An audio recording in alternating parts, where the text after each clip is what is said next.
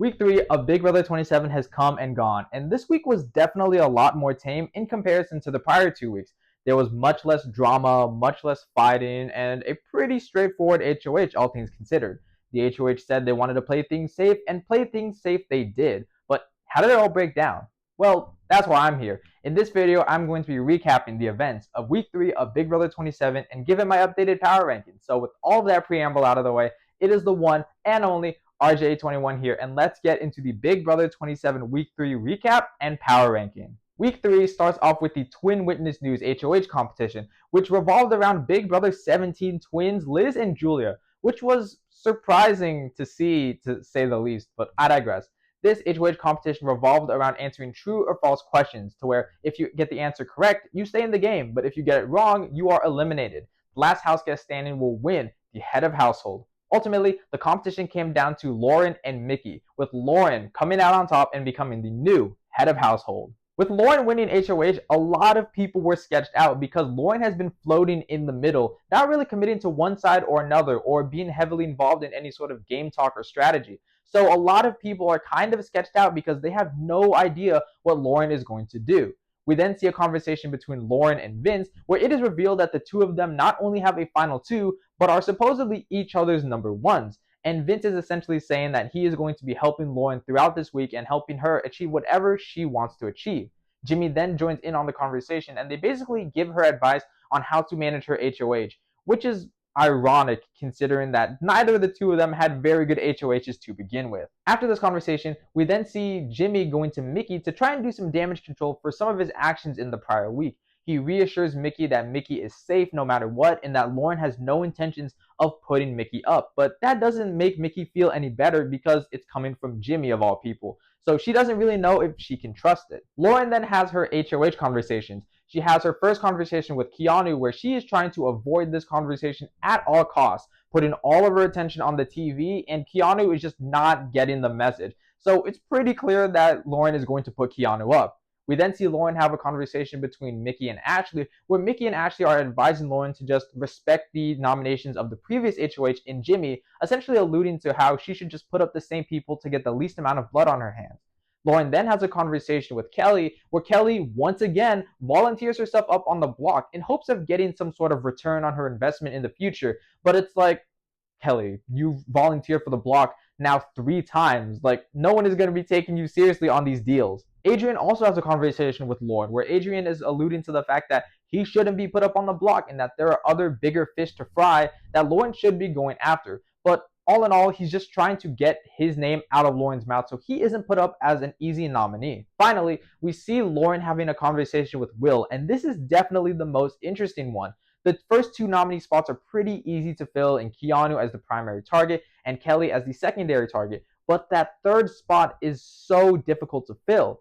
And Lauren decides that she's most likely going to be nominating Will, and this conversation between the two of them does not go smoothly. Will is vehemently arguing against the fact about how he should go up as a pawn, because if they're just going to keep using him as a pawn over and over again in these coming weeks, they might as well have just voted him out instead of Amy. And this makes Lauren really emotional because she doesn't want anybody to feel less than in this house and doesn't want anybody to feel belittled. And so this is making her decision that much more difficult. So at the nomination ceremony, Lauren chooses to nominate Keanu, Kelley, and Will, with Keanu as the primary target. After the nomination ceremony, we see Will getting a little bit emotional in that he is having a bit of an outburst. He's expressing his frustrations about how he's getting put up on the block again and again as a pawn, and like 12 hours ago he was just off the block and now he's back on the block again, and he's talking about how difficult it is to break the glass ceiling. And honestly, I really felt for him in this moment. On the other hand, Lauren and Kelley are having a conversation where Kelley is reaffirming to Lauren that she is completely fine and that she is not upset or bothered by being nominated because she expects Lauren to pay her back sometime in the future. But it's like, Kelley, be so for real, that's not going to happen. We then see Will, Ashley, and Mickey having a conversation about a possible re-nomination. If any of the nominations come down, who is Lauren going to put up? And they come to the conclusion that the easiest thing for Lauren to do would be to put Ashley up. And that is worst case scenario, especially if Ashley is sitting on the block next to Will. So whatever happens in this veto competition, none of the nominees can win. We then see Keanu trying to rally some sort of army behind him going into this veto competition. He's trying to think of anybody he could pick to possibly use the power of veto on him. And he goes to Adrian because he perceives Adrian as his closest ally.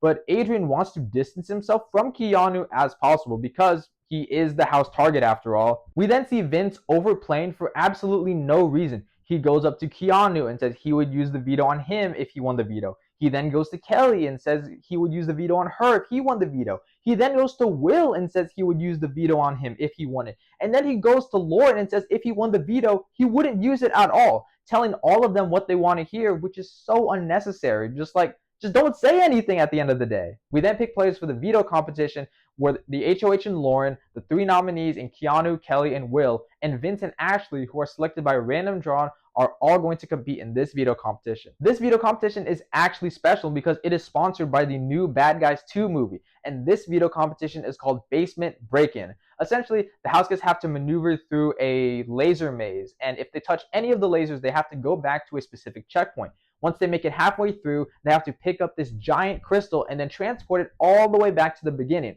Whichever house guest can do this in the shortest amount of time will not only win the power of veto, but will win an early screening of the Bad Guys 2 movie. Ultimately, the top three comes down to Keanu, Lauren, and Vince, with Keanu coming out on top and winning the power of veto for the technically second time in the row, even though the first time was actually Casey winning it, but that's besides the point. After the veto competition, we see Ashley and a couple other house guests talking about the renom and how it is likely that Ashley is going to get put up and that they need to go to work to ensure that Ashley is not put up as the replacement nominee. We then see Adrian and Kelley having a conversation also about the possibility of a renomination and how Adrian getting put up would be worst case scenario for both Adrian and Kelley because it would be essentially splitting this duo up that for some reason gets highlighted this week, which came out of nowhere, at least in my eyes. We then get probably the funniest chain of events throughout the entire week. We first see Vince and Lauren having a conversation where Vince is hardcore campaigning for Ashley to get put up as the replacement nominee, and Lauren is really receptive to this idea. Then Rachel and Lauren are having a conversation where Rachel tells Lauren that she shouldn't be letting some random unemployed 30-year-old boss her around and tell her what to do. And then she proceeds to tell Lauren what she should do in campaigning for Ashley to not go up on the block, and instead Adrian should go up as the replacement nominee. We then get another conversation between Vince and Lauren where Lauren rats out Rachel and tells Vince about what Rachel said. And this terrifies Vince because he does not want to be on anybody's radar whatsoever. So he's really going to try and start taking a step back on really hardcore campaigning for Ashley to go up. We then get the sponsored Bad Guys 2 segment where Keanu, alongside Rachel, Jimmy, and Ava, all get an early screening of the Bad Guys 2 movie, and they all talk about how much they love the movie and how they're not actually a bad guy after all, which is so funny in an ironic sense. Before the veto ceremony, we see Ashley and some of her close allies rallying together for one final push to ensure that Ashley does not go up on the block. We see a conversation between Mickey and Lauren where Mickey alludes to the fact that if Lauren were to put up Ashley, she would be making more enemies in the house in comparison to if Lauren put up Adrian.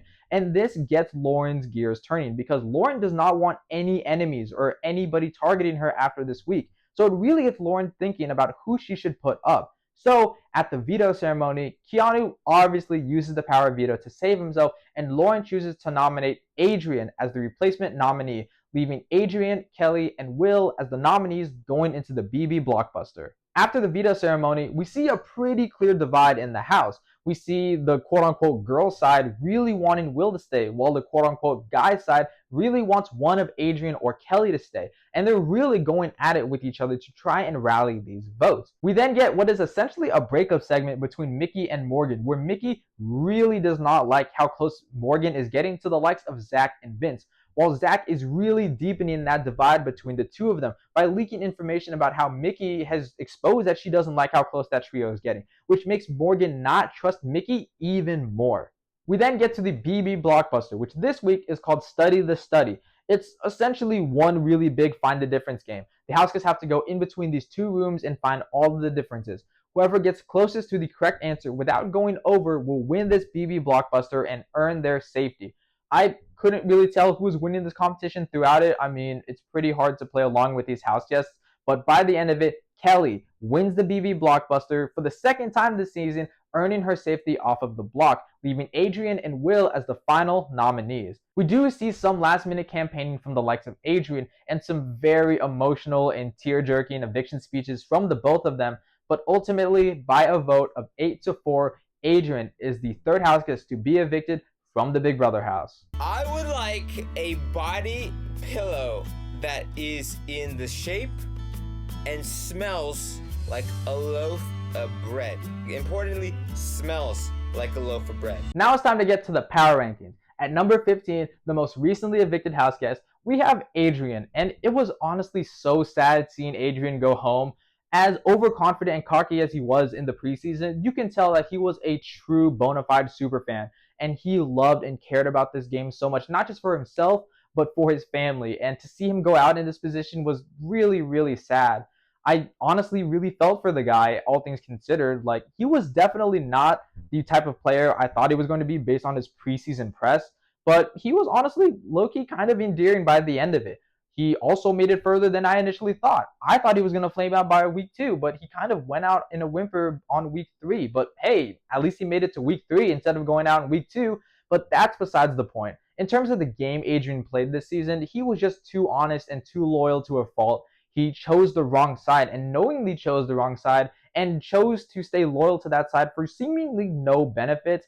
I think it is some sort of like strict moral code within himself and his character that kept him on that losing side, even though he recognized in the first week that it was the losing side. I think Adrian just chose the wrong side, and Adrian was just never able to recover, even though he recognized that he was on the wrong side. I do think Adrian has a little bit of potential, but I honestly think he's too loyal and too honest to a fault. Do I need to see him come back and play another season? Not really. If he were to play another like online org or sequester or something like that, then I'd be fine with it. But in terms of the game Adrian played, it just gradually got worse and worse throughout the weeks.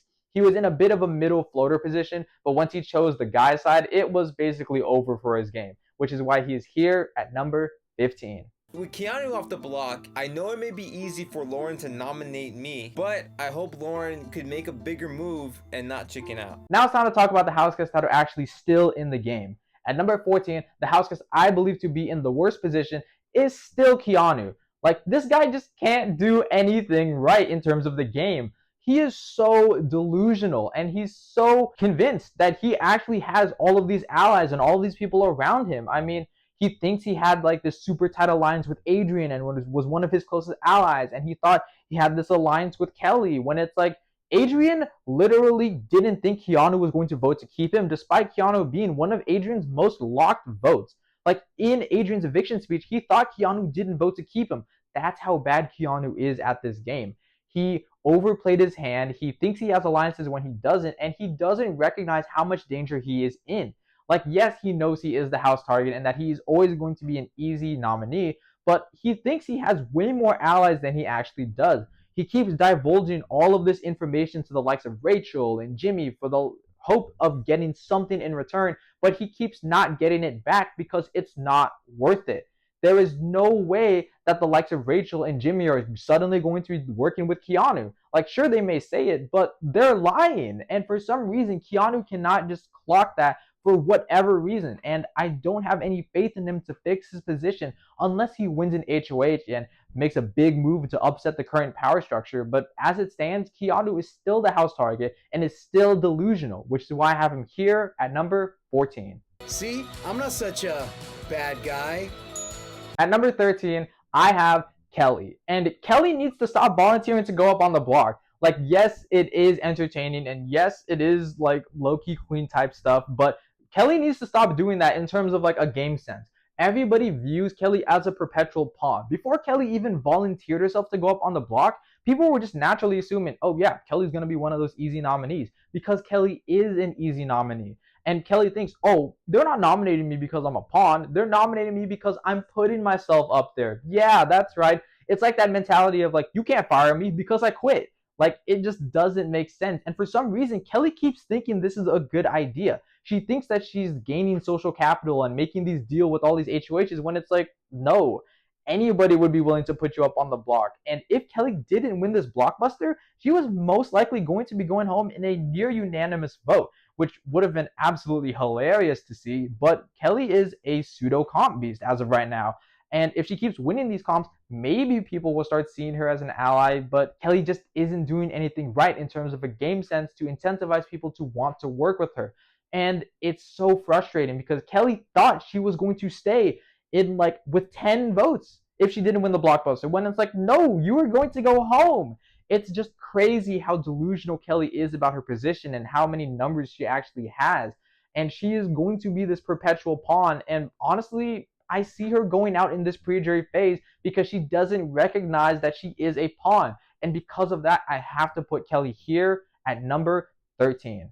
I know it's super unconventional for me to volunteer to go up on the block 3 weeks in a row, but it's helping me with my big brother resume. At number 12, I have Katherine. And this should have been a great HOH for her. Katherine is Lauren's #1 ally, but she isn't HOH, so she should have had a lot of sway and influence over the direction of the week.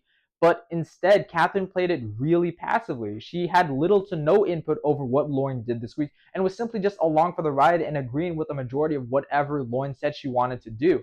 Which I guess it's fine if you were just wanting to appease the HOH, but no, like you're supposed to be one of her closest allies. You are allowed to have input and sway over the decisions going on, but instead, she was just reinforcing a lot of Lauren's same ideas about how she wants to have a safe HOH and get no blood on her hands. When it's like, no, you should use this as an opportunity to have Lauren take a big shot at the other side of the house that she knows is targeting her. Like she knows the likes of Mickey and Morgan are coming after her, but she just decided to not do anything about that. And it's really frustrating because Katherine does have some ammunition to take a shot at the likes of Mickey and Morgan, but she's just choosing not to. Instead, she's just choosing to like talk ish behind their back when it's like, okay, sure, you're just like talking bad about them, but like, what's that going to do in terms of a game sense?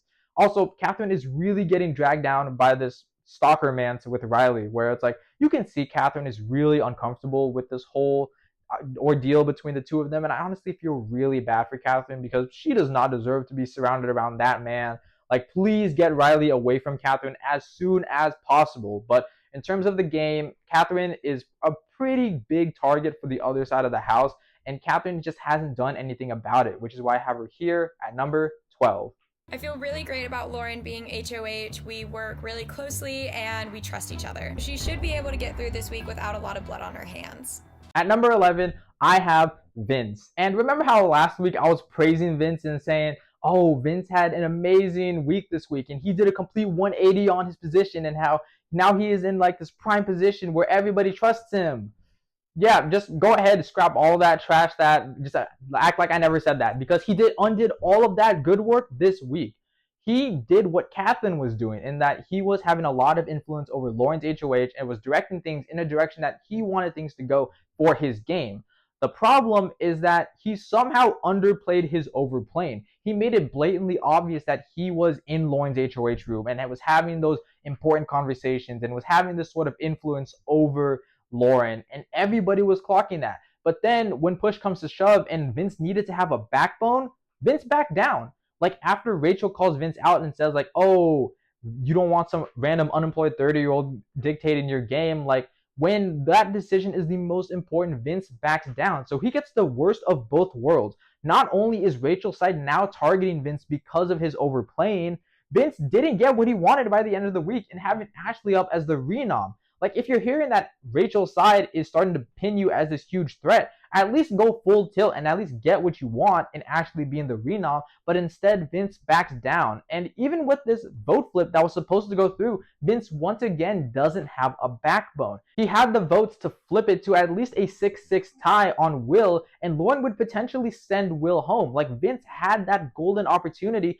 but he chickened out of it because he was too scared and didn't want to make a big move that puts a huge target on his back, which is already there, might I add. So all in all, Vince underplayed his overplay and he had a horrible recovery and he somehow ruined the once great position he was in, which is why I have him here at number 11. Look, I know it seems crazy, but anybody could win veto, so I need them to believe that I would protect them. Oh, what am I doing? At number 10, I have Rylie. And what is there to say about Rylie? He is this season's coaster, and he's not even like a funny, likable one that we can laugh at. Like, no, he's a genuinely really gross and disturbing coaster who is making really weird advances towards Katherine that I don't really like seeing. Like, no, production did not tell Katherine to sit on your lap. Like, ew, that is gross. Please stop that. But in terms of Rylie's game, it's so nothing. It's just one big plate of nothing. He has this mentality or philosophy that if he's not being targeted and he's not in like the direct conversation, he doesn't need to be doing anything. And he is doing that in spades because nobody has seen Rylie as a player, so nobody's talking about Rylie as a potential target, meaning Rylie doesn't feel incentivized to play the game. So he's doing nothing except stalking like Katherine a majority of the time in the house. Like, it's just really bad and really weird. And honestly, I wish there was more to say about Rylie because at least then I could say something about his game. But there's literally nothing. He does nothing. He's on the wrong side of the house, and he doesn't want to do anything unless he's in direct danger. When it's like, do you not have foresight? Like, are you not planning out like sometime in the future? Like, it doesn't make sense. But Rylie's just choosing to do nothing. He's a coaster, and because of that, I have him here at number 10. Mr. Wolf pulls up in the backyard in this sleek black sports car. Maybe he'll give me the keys. Maybe he'll let me take it on a test drive, whip it down to the movie theater. At number 9, I have my preseason winner pick in Ashley. And Ashley was in a lot of danger this week. Like, she was literally seconds away from going up on the block as the replacement nominee, and more likely than not goes home if she doesn't win the blockbuster. So the fact that she was able to evade the block through the close work of both herself and her allies, it is a big plus for her. But the fact that she was even considered as a possible backdoor target is really bad. Like, I love Ashley. I think she's such a funny and entertaining character, but people in the house are getting annoyed by her social unawareness. Like, the fact that people are venting about the smallest things, about how Ashley doesn't pick up plates or she does her laundry at inopportune times. The fact that people are starting to talk about all of these small things that Ashley is doing and how she deserves to be targeted because of them, it's really, really bad. But luckily, she has a really, really good backing behind her. She has the likes of Morgan, Mickey, Rachel, and Jimmy all backing her up, and she has a very, very close bond with Will, almost to a Final Two level. So Ashley has all of the foundational work around her to really boost her up in this game. The problem is that she also really wants to work with Zach for some reason. And Ashley's willing to sabotage other people's games and by extension her own game in order to get closer to Zach. And that's really, really bad. Like, Ashley, in all honesty, doesn't need Zach. So Ashley could succeed in this game without Zach, but for some reason, she's choosing to align herself with him. So Ashley is essentially self-sabotaging her pretty decent position. And because she is actively doing some pretty bad work, but she does have this pretty decent backing around her, I do have Ashley here at number 9.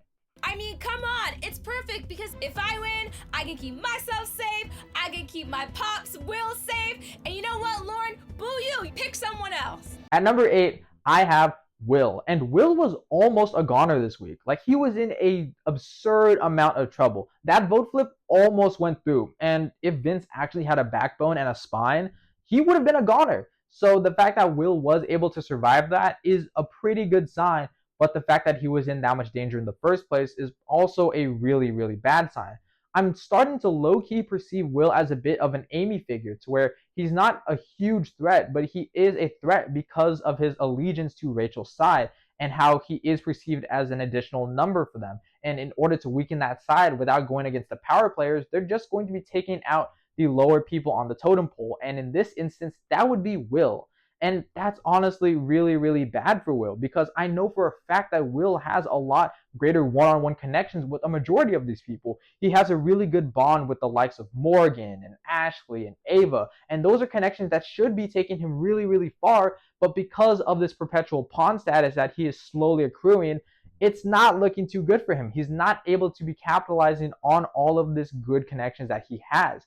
I do think Will has some potential. Like, if Will can somehow win an HOH, or if he can shake off this pawn status, I think Will is going to be able to put himself in a better position. He keeps doubting himself and he keeps saying that he doesn't have all of these good connections when he does, but he doesn't see that because of his perpetual pawn status. But if he can shake that off and just move forward as just himself, I think Will has the potential to do really well. but because of the danger he is in due to being on a lower position on the totem pole within Rachel's power structure, I do have Will here at number 8. I am disappointed. I am pissed off. I am highly upset. I'm mad. Every adjective you can think of, and you're gonna put up the oldest dude in the game with a bad back on the block about 12 hours after coming off the block. That makes no sense to me. At number 7, I have Jimmy, and I think Jimmy being a have-not is probably what helped his game out the most this week. This is the first week where Jimmy wasn't in some sort of fight or confrontation, and I think that's because he was just drained and deprived due to being a have-not. This is the first week where Jimmy just hasn't really done too much. Jimmy played surprisingly low-key and under the radar, and I was not expecting that from Jimmy of all people, but he was able to do that. Because he played a bit more of a background and a passive role this week, he didn't do anything to actively blow up or tank his game. So he took this time to really mend his relationships with the likes of like Mickey and Morgan, and he's been able to slowly but surely reintegrate himself within that power structure. Still though, he is perceived as a bit of a big threat to the other side. The likes of like Kelley would want to target Jimmy, or if Adrian stayed in the house, he would have also been targeting Jimmy, but luckily Adrian's no longer here, so that definitely does help Jimmy's position out. But at the end of the day, he is still perceived as this pretty big figure for that side of the house. That is a huge target. If somebody says they want to make a big move, they would want to target the likes of Jimmy and take him out. And because Jimmy hasn't fully recovered from all of the bad work he did last week, there are some people who are still willing to cut Jimmy if push comes to shove. Like if Jimmy is on the block next to somebody who is a bit more well intertwined within the house dynamics, such as like a Mickey or Morgan, I think Jimmy definitely does go home, and it is still being propped up as a huge move. So even though he does have all of this good work that he did in recovering his position, the still perceived danger he is in is leaving him here at number 7. I am shocked Keanu picked me to see the movie with him. Now, I'm a huge fan of the Bad Guys series. Maybe Keanu's trying to turn over another leaf? At number 6, I have Lauren, and I wanted to put Lauren lower solely because of how boring this HOH was. Like, you're a super fan and you want to prove to the house that you're playing this game, yet you decide to have the most safe HOH probably of all time. You're only nominating people who've previously been up on the block, not even considering somebody who hasn't been up on the block yet. Sure, if that's how you want to quote-unquote prove yourself to the house, go for it.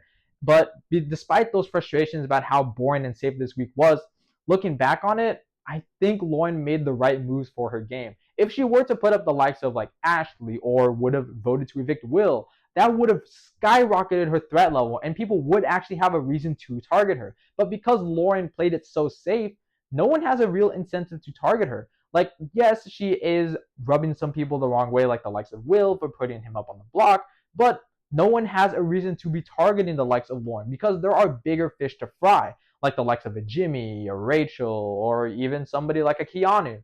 There are bigger targets in the house, and Lauren did a pretty decent job in setting up those shields in front of her. So while I am frustrated with Lauren and how passively and safely she played this week, I do think she made the right moves, and I do think she is in a pretty safe position moving forward. I don't think anybody has a good reason to target her, except for like Will, but other than that, I think Lauren is pretty safe, which is why I have her here at number 6. I don't want anyone to feel less than in this house, and at this point I sort of feel backed into a corner and I don't necessarily know what I'm gonna do moving forward. At number 5, I have Morgan, and it is really sad to see how Morgan's game is slowly crumbling and dismantling week by week because Morgan has a crush on Zach.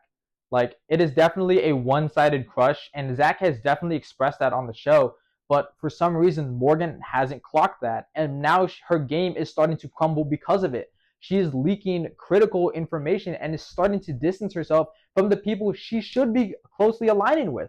Like, she told Zach and Vince that they're her two closest allies and that she wants to go to the end with them, when it's like, hello, Mickey? What happened there? Like, their breakup was so sad, and it's really bad for Morgan especially because Mickey was somebody who wanted to protect Morgan in this game. Mickey is somebody who wanted to work really closely with Morgan, but Morgan is pushing them away and wanting to work with the likes of Zach and Vince, and it's like, really? Vince is who you want to give up your game for? Like, that's who you want to consider a close ally? That is so bad. But despite that, I think Morgan is still in a relatively decent power position. She still has a lot of influence and a lot of sway over the house, and she does have a final say in a lot of the things that are going on. She is still a pivotal player to Rachel's side. Like, it's essentially her, Mickey, Rachel, and Jimmy like running that side strategically. And so that does give Morgan some boosted points in that sense. But there are still people who are clocking Morgan as a target. Adrian was hardcore pushing that narrative that Morgan was a target. And even though Adrian is gone, that narrative still exists because he was telling people that. So there are still people in the house who are seeing Morgan as a threat that could honestly come up to catch her sooner rather than later. And that really does weaken her position. So while she does have a really, really strong backing and some really, really good influence and sway over the overall direction of the house, she still is in a little bit of danger, which is why I have her here at number 5.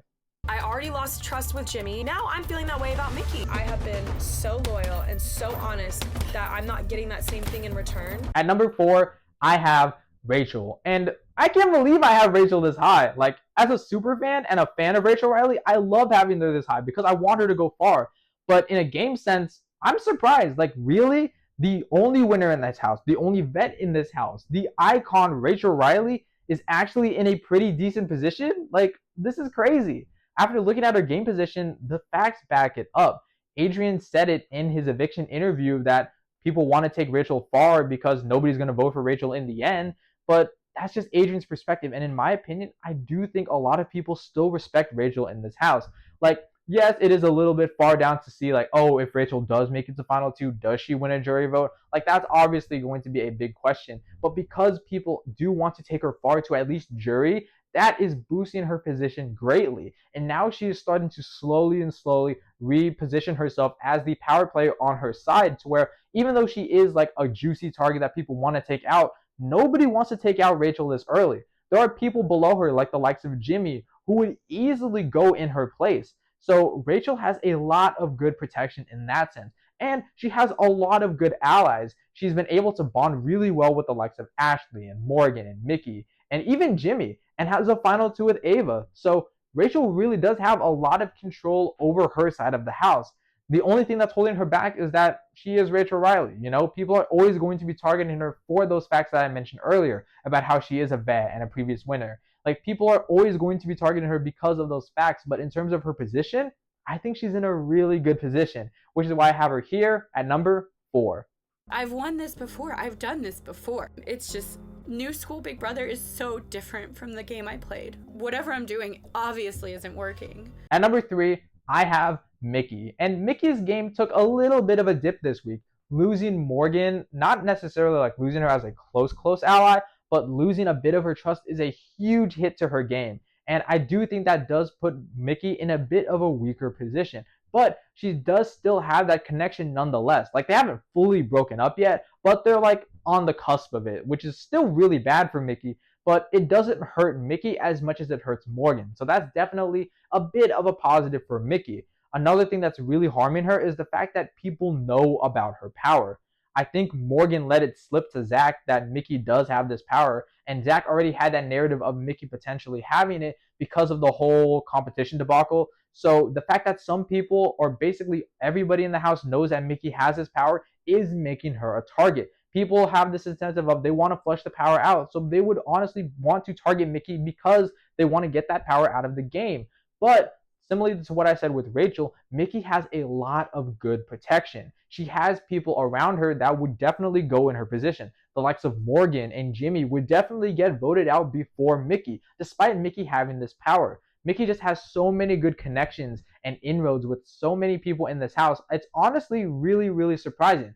Mickey's been able to hold on to all of those connections despite all of this information leaking about her that should be tanking her game a lot more. Like, we saw how last season, how Quinn's power linking just made him such a huge target, and it absolutely tanked his social position.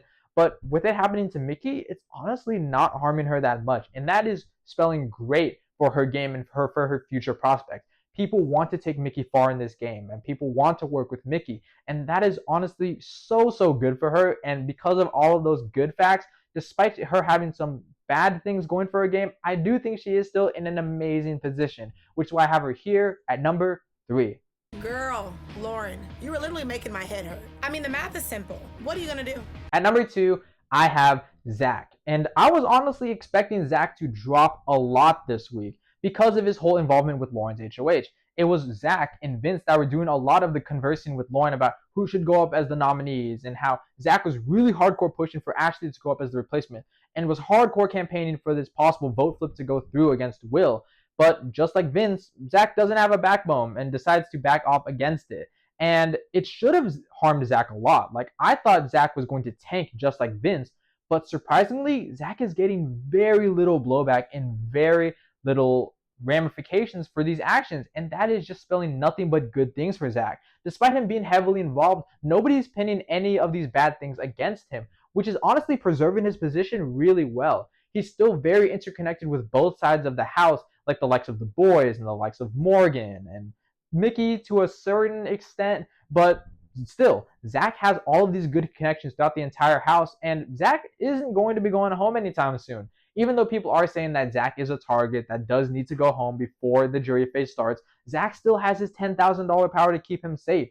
So even if they wanted to target him, it would take at least 2 weeks for them to successfully target him.